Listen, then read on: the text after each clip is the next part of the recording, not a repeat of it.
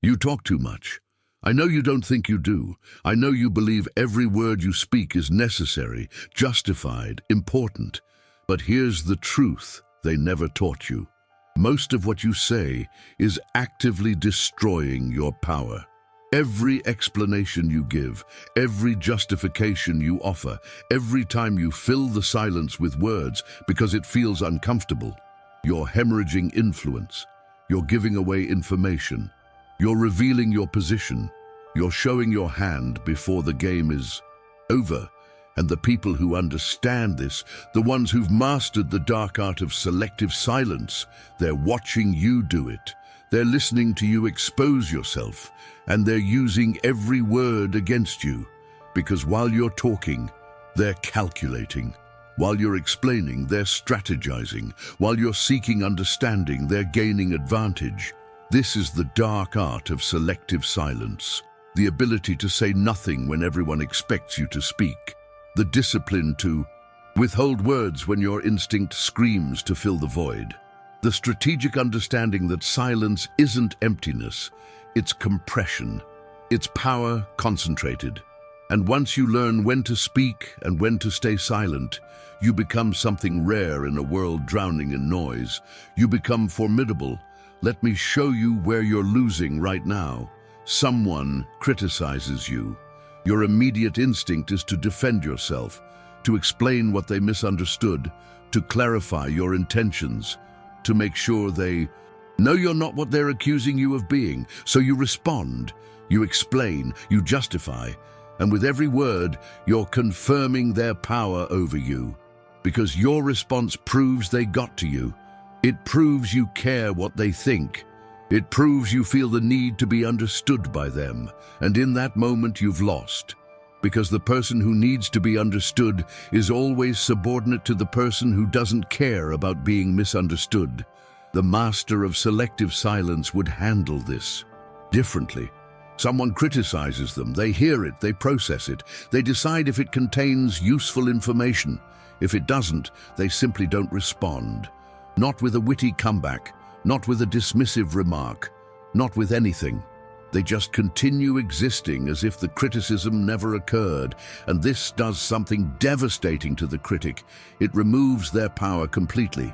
Because criticism only has power if it gets a reaction, if it changes behavior, if it makes you defensive.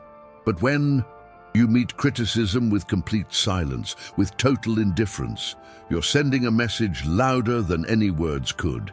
You don't even register as significant enough to acknowledge. This isn't cruelty. This is power dynamics in their purest form. Here's another scenario. You're in a meeting. Someone challenges your idea. Your instinct is to immediately defend it, to argue your position, to prove why you're right and they're wrong, to win the debate. So you engage, you present evidence, you counter their points, you fight for your position, and even if you win the argument, you've lost something more valuable: mystery. Because now everyone in that room knows exactly how you think. They know your reasoning process. They know what you value. They know how to predict your next move. They know where you're vulnerable. The master of selective silence plays this completely differently. Someone challenges their idea. They pause. They let the challenge sit in the air. They might ask a clarifying question. What specifically concerns you about this approach? Then they listen, really listen. They gather information about the challenger's position, concerns, allies in the room. And then, instead of defending, they might say something like, "That's an interesting perspective, let me consider it." And they move on. No defense, no argument, no revelation of their full reasoning. And now something powerful has happened. The challenger doesn't know if their objection landed or not. They don't know if the idea will be modified or pushed through unchanged. They don't know what the silent person is actually thinking, and this uncertainty creates psychological pressure. The challenger starts second-guessing. Did they miss something? Is there information they don't have? Is the silent person operating on a level they can't see? Meanwhile, The person who stayed silent has gathered intelligence, maintained mystery, and kept all their options open. They can modify the idea, push it through, or completely pivot, and no one will know which move is coming because they never revealed their full position. Let's go deeper into why selective silence is so powerful. It's because humans are hardwired to fill informational voids. When someone stays silent, when they don't explain themselves, when they don't provide the expected response, it creates cognitive dissonance in others. The human mind can't tolerate unanswered questions, so it starts generating answers on its own. And here's what's crucial. The answers people generate are almost always more powerful than the truth would have been. When you stay silent about your capabilities, people assume you're more capable than you actually are. When you stay silent about your intentions, people assume they're more calculated than they actually are. When you stay silent about your feelings, people assume you're less affected than you actually are. Selective silence makes people overestimate you. Constant talking makes people underestimate you, because when you talk, you reveal limits, you show edges, you demonstrate boundaries. But when you stay silent, you remain limitless in others' imaginations. They can't measure what you don't reveal.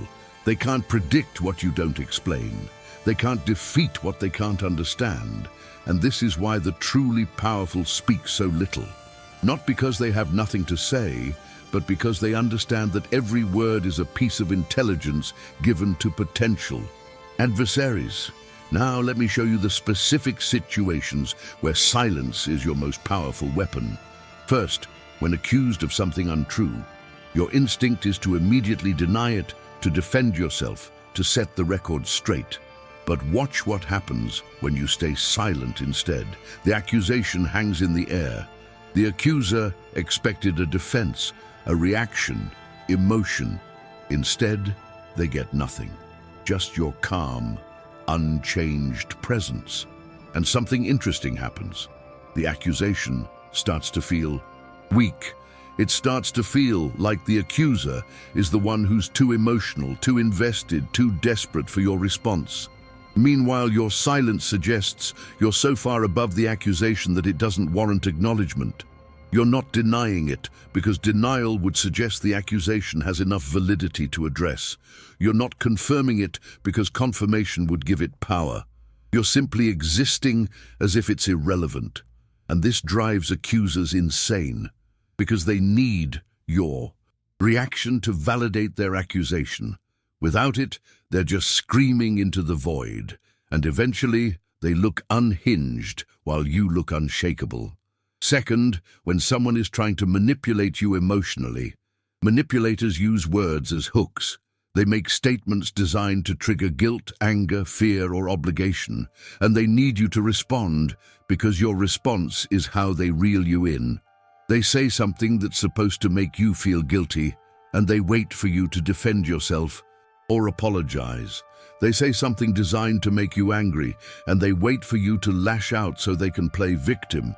They say something meant to obligate you, and they wait for you to comply or explain why you can't. But what happens when you just don't respond? When you hear the manipulation attempt and meet it with silence? The hook finds no purchase. The manipulation fails, because manipulation requires participation.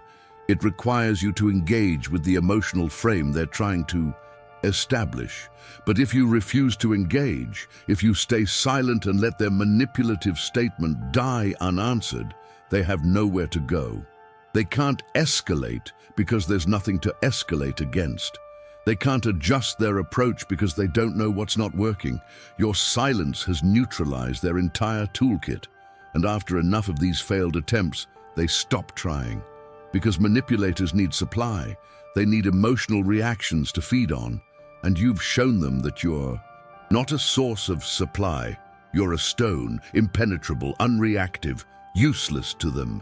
Third, when someone asks you to explain yourself, this is subtle, but it's one of the most common ways people surrender power without realizing it. Someone asks, "Why did you do that? What were you thinking? Can you explain your reasoning?"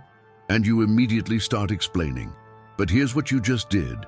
You accepted the premise that you owe them an explanation, that they have authority to question you, that your actions require their understanding or approval. And once you accept that premise, you're subordinate. The master of selective silence recognizes these questions for what they are: power plays disguised as curiosity. And they respond not with explanations, but with boundaries. Why did you do that? I had my reasons. What were you thinking? It made sense at the time. Can you explain your reasoning? I don't think that would be productive. Notice what's happening here. You're not being hostile.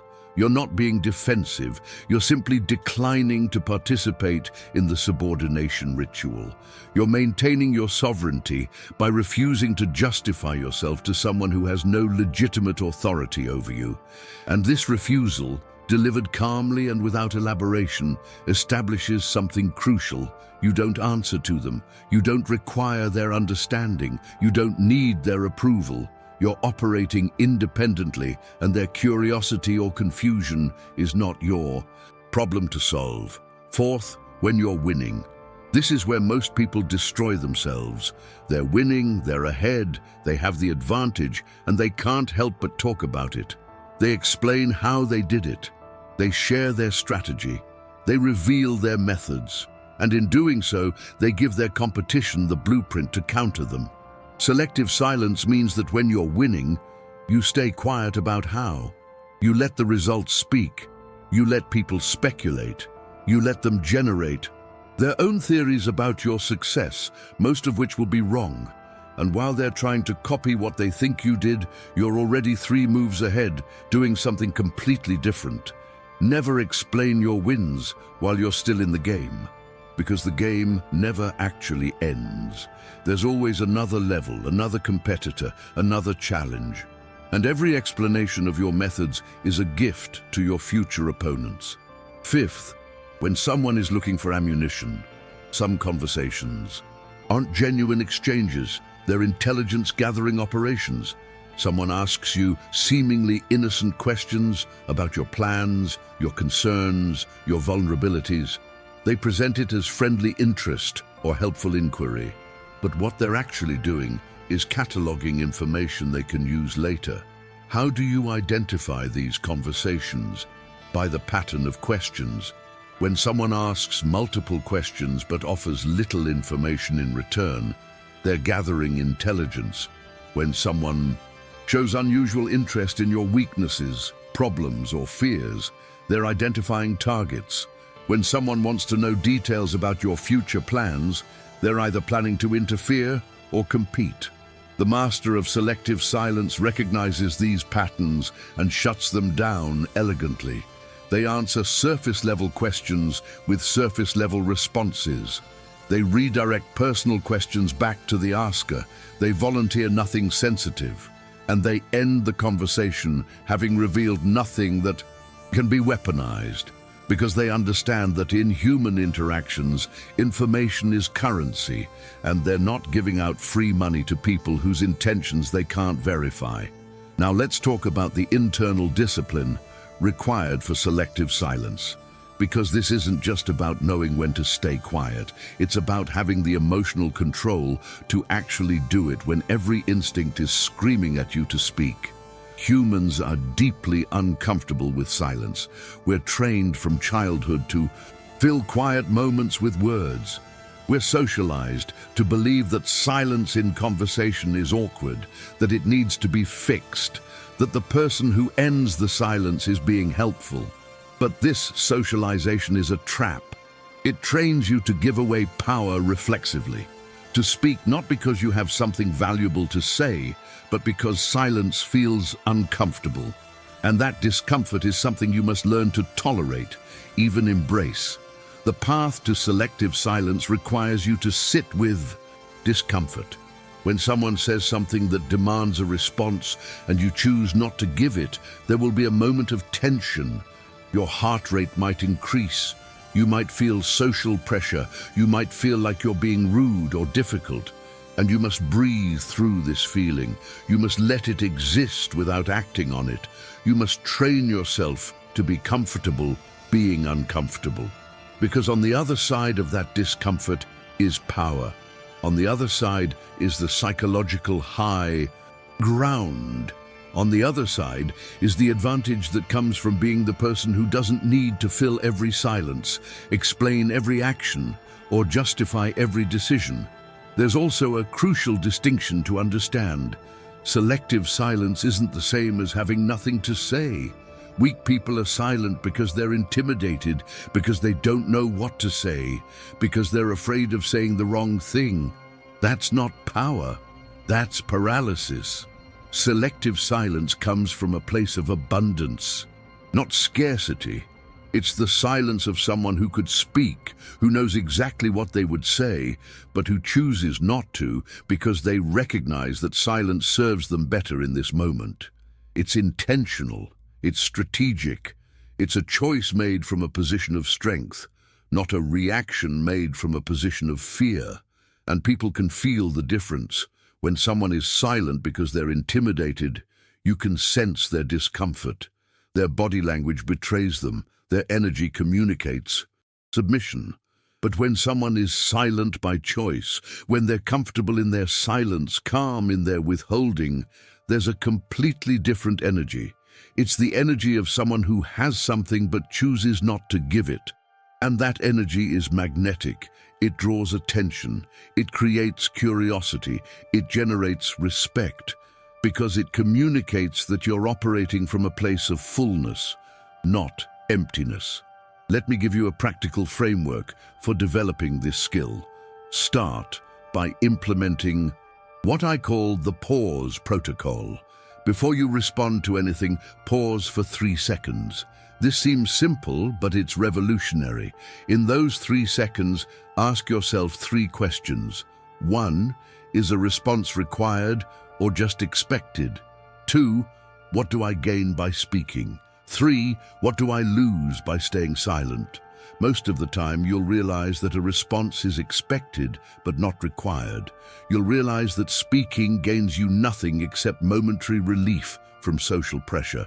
And you'll realize that staying silent costs you nothing and might actually strengthen your position. Once you've done this analysis, if the answer is still speak, then speak. But you'll be amazed how often the answer becomes stay silent. Start with small things. Someone makes a sarcastic comment. Instead of your usual witty response, just pause and move on. Someone asks a probing question.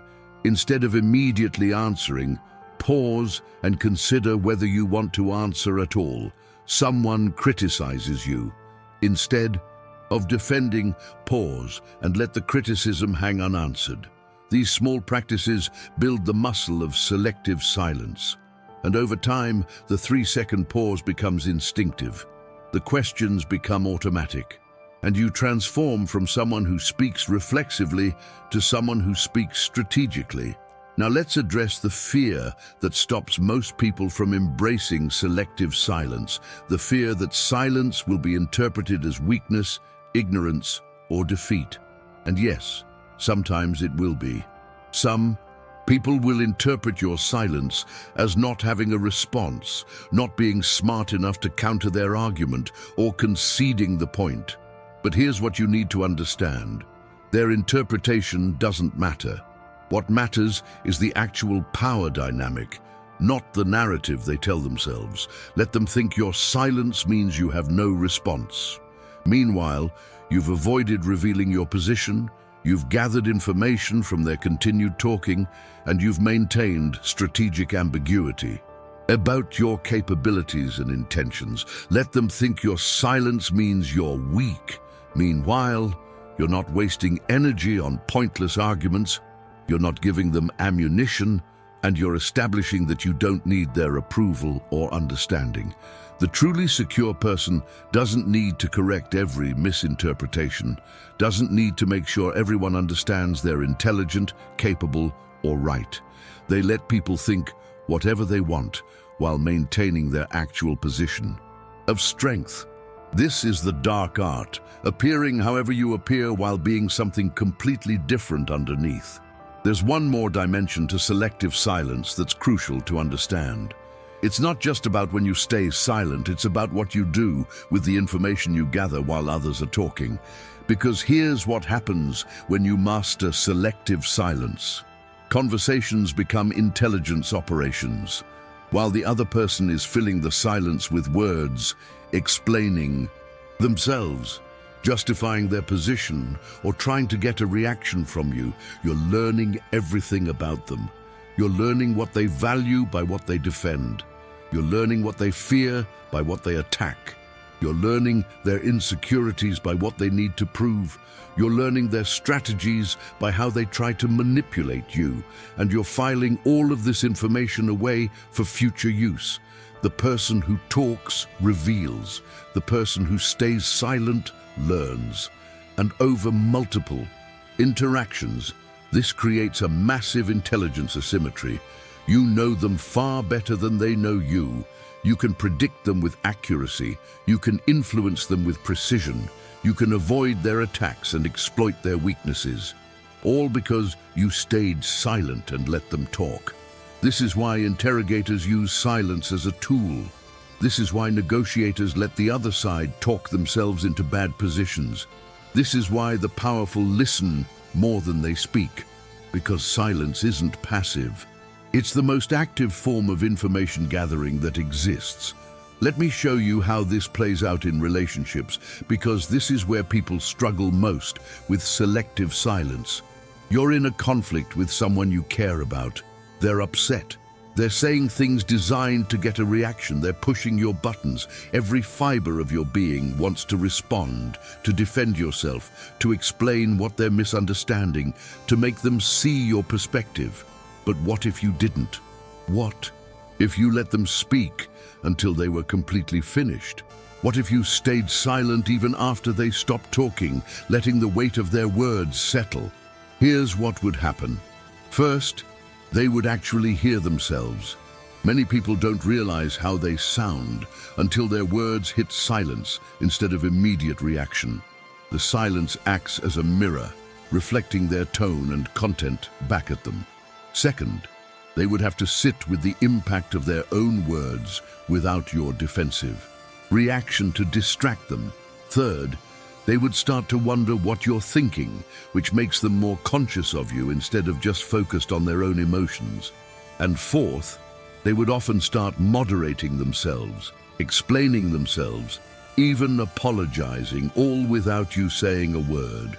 Because your silence created space for their conscience to activate. This doesn't mean you never respond in relationships. It means you respond after thought, not from reaction. It means you give silence its moment to do the work that words can't do. It means you trust that your calm presence is more powerful than your immediate defense. The dark art of selective silence also has a critical application in negotiation. Whether you're negotiating a salary, a business deal, or terms of any arrangement, the person who speaks first after a number is mentioned almost always loses. Here's how it works. You're offered a salary, the number is stated, and then silence. The amateur immediately responds, "That works for me," or "That's too low," or "I was hoping for more." But in responding immediately, they've given away all their leverage. They've shown their hand. The master of selective silence does something different. The number is stated, and they let silence expand. 3 seconds, 5 seconds, 10 seconds.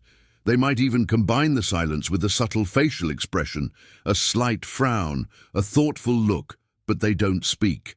And here's what happens in that silence. The other party starts to doubt their offer.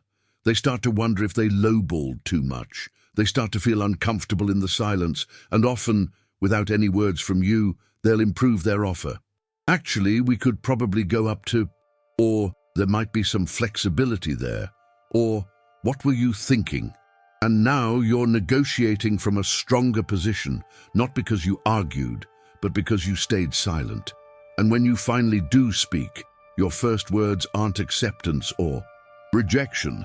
They're a question. What's the range you're working with? And or what else is on the table? You're gathering more information before revealing your position. You're using silence as both pressure and intelligence gathering. This is mastery. Here's something most people never realize. Selective silence is a form of respect for your own value. Every time you over-explain, you're implicitly saying, "I'm not sure my position is strong enough to stand on its own." Every time you justify yourself to people who haven't earned that justification, you're saying, "Your approval is necessary for me to feel valid." Every time you fill silence because it's uncomfortable, you're saying, "Your comfort is more important than my strategy." But when you embrace selective silence, you're declaring something different. You're saying, "My position is solid enough that it doesn't require constant explanation." You're saying, "I don't need your approval to know my worth." You're saying, "My strategic interests outweigh social comfort." This is self-respect in its most powerful form. Not aggressive, not defensive, just quietly, firmly maintaining your sovereignty by refusing to participate in rituals that diminish you. Now let's talk about the long-term compound effects of selective silence. In the short term, staying silent when others expect you to speak might feel like you're losing opportunities to prove yourself, to be heard, to be understood. But in the long term, something powerful happens. You develop a reputation. People start describing you with words like mysterious, powerful, controlled, calculated, intimidating, unreadable, deep, strategic. They might not always like you, but they respect you. They might not always understand you, but they don't underestimate you. And most importantly, they don't mess with you casually. Because your selective silence has communicated something crucial. You're not an easy target. You don't react predictably. You don't expose yourself carelessly. You don't need their validation. And this reputation becomes protective. It filters out people who would waste your time. It prevents certain types of attacks before they're even attempted. It attracts a different caliber of opportunity because people know you're serious. All of this happens not because you talked about being these things, but because you demonstrated them through strategic silence over time. You became formidable not through self-promotion, but through disciplined withholding. There's a spiritual dimension to this as well. Most wisdom traditions emphasize some version of selective speech. Even a fool appears wise when he stays silent. Those who know don't speak. Those who speak don't know. Let your actions speak louder than your words. This isn't just practical advice. It's recognition of something deeper. That excessive talking disconnects you from yourself. That constantly explaining yourself to others means you're living in their frame rather than your own. That filling every silence means you never hear your own inner voice. Selective silence isn't just a power move in external interactions. It's a practice of internal alignment. When you're not constantly broadcasting yourself, you're more connected to yourself. When you're not seeking external validation through words, you're building internal validation through presence. When you're comfortable with silence externally, you create space for clarity internally. This is why monks and mystics practice silence, not because they have nothing to say, but because silence is where truth lives. And when you bring this inner silence into your external interactions, you bring power that can't be faked or learned from a script. You bring the power of someone who knows themselves and doesn't need anyone else's understanding to remain centered. Let me give you one final framework, the hierarchy of response. Not every situation deserves the same level of verbal engagement. Create a mental hierarchy. Level 1, complete silence. No response whatsoever. This is for criticism from irrelevant people, manipulation attempts, obvious bait, questions designed to make you justify yourself to those with no authority. Level 2, minimal acknowledgement. A nod, a brief noted, a "that's your perspective." This is for when complete silence might seem unprofessional, but you still want to give nothing substantial. Level 3, strategic deflection. You acknowledge, but redirect. Interesting point. What do you think about X? This is for gathering information while appearing to engage. Level 4, partial disclosure. You answer part of the question or share some information, but not everything. This is for situations where some cooperation is strategically valuable, but full transparency isn't. Level 5, full engagement. You actually explain, debate, or share comprehensively. This level should be rare, reserved only for people who have earned it through trust, authority, or mutual value. Most people operate at level 5 as their default. They fully engage with everything and everyone, and they wonder why they feel depleted, why they're constantly in conflicts, why people don't respect their boundaries. The master of selective silence operates primarily at levels 1 through 3, occasionally at level 4, and rarely at level 5. And this distribution of energy creates a completely different experience of life. You're not constantly defending yourself. You're not emotionally exhausted from endless explanations. You're not giving away your strategy to anyone who asks. You're moving through life like water, flowing around obstacles rather than crashing into them, reaching your destination while expending minimal energy on resistance. So here's where we are. You now understand that most of what you say is reducing your power, not increasing it. You now understand that silence is not emptiness, but compression. You now understand the specific situations where silence is your most powerful response. You now understand the internal discipline required and the practical frameworks for developing this skill. The question is, will you use it? Will you catch yourself before you over-explain? Will you pause before you defend? Will you embrace the discomfort of silence when every instinct screams to fill it? Will you become someone who speaks rarely but powerfully rather than constantly but emptily? Because this is the dividing line. On one side are people who talk their way into weakness, who explain themselves into subordination, who fill every silence with their own disadvantage. On the other side are those who understand the dark art of selective silence, who move through the world saying less, revealing less, explaining less, and somehow accomplishing more, who are respected more, who are underestimated less, who maintain mystery, maintain power, maintain sovereignty. The choice is yours. But now you can't claim you didn't know. Now you understand that every word is a choice, and that choosing silence is often the most powerful choice of all.